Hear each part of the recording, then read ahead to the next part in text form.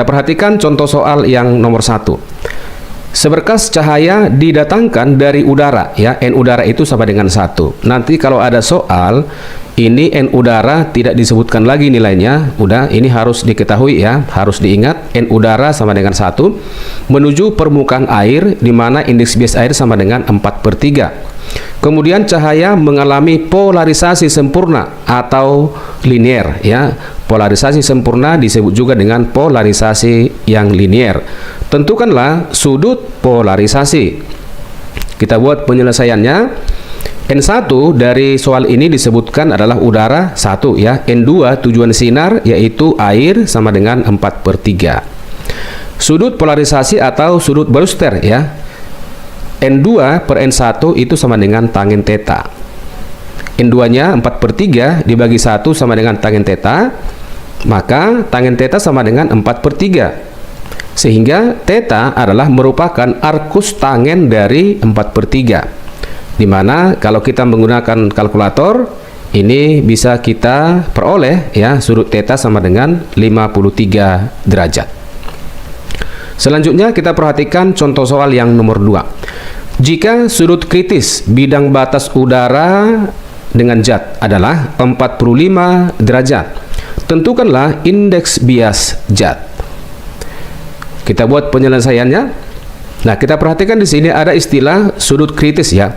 Sudut kritis terjadi apabila sudut bias, ya, apabila sudut bias dengan garis normal itu membentuk sudut 90 derajat. Atau dengan kata lain, sinar yang dibiaskan itu berada pada bidang batas udara zat. Kemudian syarat yang kedua, agar sudut kritis ini terjadi, sinar harus datang dari medium yang lebih rapat menuju medium yang kurang rapat. Kerapatan suatu medium itu ditandai dengan nilai indeks bias yang disimbolkan dengan N. Maka N1 itu harus lebih besar daripada N2. Kemudian dari persamaan Snellius tentang pembiasan, kita perhatikan gambar berikut ini. Kira-kira gambarnya seperti ini, ya. Ini bidang batas antara udara dengan zat. Kemudian jika terjadi sudut bias itu 90 derajat terhadap garis normal, maka sudut datangnya disebut dengan sudut IK, ya.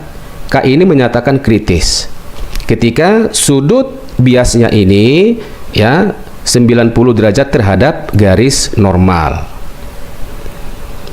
Maka dari hukum Snellius, ya, N1 dikali sinus IK itu sama dengan N2 dikali dengan sinus R. R ini menyatakan sudut bias, ya. Dan R yang di sini sama dengan 90 derajat. Maka N1 dikali sinus IK sama dengan N2. Kenapa? Karena sinus 90 itu sama dengan 1. Kita masukkan nilai sudut kritis yang diketahui sama dengan 45 derajat, ya. Maka sinus 45 derajat itu sama dengan N2 dibagi dengan N1. Sinus 45 derajat sama dengan setengah akar 2 sama dengan, ya, N2 itu sama dengan udara, ya, sama dengan 1 dibagi dengan N1. Ini merupakan indeks bias zat, ya, indeks bias zat yang ditanya pada soal ini. Sehingga kita peroleh N1 atau indeks bias zat itu sama dengan akar 2. Ya, sama dengan 1,41. Kita perhatikan di sini bahwa N1 itu harus lebih besar daripada N2. Kita peroleh di sini N zat atau N1 sama dengan 1,41.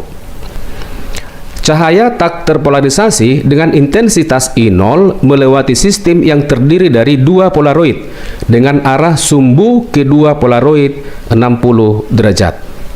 Bagian A, tentukanlah intensitas akhir cahaya. Bagian B, jika sebuah polaroid ketiga ditempatkan di antara kedua polaroid semula dengan sumbu polarisasi membentuk sudut 30 derajat terhadap polaroid pertama, tentukanlah intensitas cahaya akhir. Kita buat penyelesaiannya untuk bagian A. Untuk bagian A di sini polaroidnya ada dua, ya, di mana sudutnya adalah 60 derajat. Gambarnya kira-kira seperti inilah, ya. Ini sumber cahaya dengan intensitas mula-mula sama dengan I0. Ini polaroid pertama, ini polaroid yang kedua ya. Ini diralat, ini adalah Polaroid yang kedua. Ketika cahaya datang lewat Polaroid pertama, intensitasnya sama dengan setengah intensitas mula-mula ya. Ketika lewat pada Polaroid yang kedua, maka intensitasnya akan menjadi I2. Dengan sudut, perhatikan di sini, sudut antara kedua Polaroid sama dengan 60 derajat. Untuk menentukan I2 seperti persamaan yang tadi ya, I2 sama dengan I1 dikali kosinus kuadrat theta ya, akan sama dengan, kita ganti I1 ya, yang melewati Polaroid pertama yaitu setengah daripada I0 ya, dikalikan dengan kosinus kuadrat theta, sudutnya 60 derajat ya, maka setengah I0 dikali kosinus kuadrat 60 derajat akan sama dengan setengah I0, kosinus 60 itu sama dengan setengah, dipangkat dengan 2, berarti 1/4 ya. Berarti 1/4 dikalikan dengan setengah I0 sama dengan 1/8 I0. Kemudian bagian B, sekarang Polaroidnya sudah ada 3 ya, dimana Polaroid ketiga itu katanya ditempatkan di antara ya, ditempatkan di antara dengan sudut 30 derajat terhadap Polaroid yang pertama. Gambarnya kira-kira seperti ini. Ini sumber cahaya ya.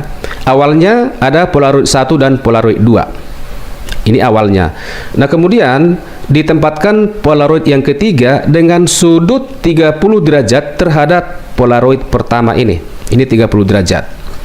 Maka pertanyaannya, berapa I2? Ya, berapa I2? Nah, sekarang kita cari dulu berapa I3 ini ya. I3 inilah yang datang atau melewati Polaroid yang kedua ini atau Polaroid yang terakhir. I3 sama dengan setengah I0 dikali kosinus kuadrat dari 30 derajat. Akan sama dengan setengah I0 kosinus 30 sama dengan setengah akar 3 ya, dipangkat dengan 2. Akan sama dengan 3/4 ya. 3/4 dikali setengah I0 itu sama dengan 3/8 I0. Maka I3 ini yang akan melewati Polaroid kedua ini atau Polaroid terakhir itu intensitasnya 3/8 dari intensitas mula-mula. Nah, kemudian kita akan menentukan berapa intensitas akhir yang melewati Polaroid kedua. Kita buat persamaannya ya. I2 akan sama dengan I3 dikalikan dengan kosinus kuadrat theta. Nah, kemudian tetanya berapa? Bukan yang 30 ini, tetapi menentukan theta adalah selisih dari 60 derajat dengan 30 derajat ini, karena kita ukur sudutnya terhadap Polaroid yang ketiga ini. Maka theta akan sama dengan 60 derajat dikurang 30 derajat sama dengan 30 derajat. Maka I2 sama dengan I3, kita masukkan 3/8 I0 ini dikalikan dengan kosinus kuadrat 30 derajat. Maka I2 sama dengan 3/8 I0, kemudian kosinus 30 itu sama dengan setengah akar 3 ya, dipangkat dengan 2 sama dengan 3/4, berarti 3/4 ya dikalikan dengan 3/8 I0 itu nilainya sama dengan 9/32 I0.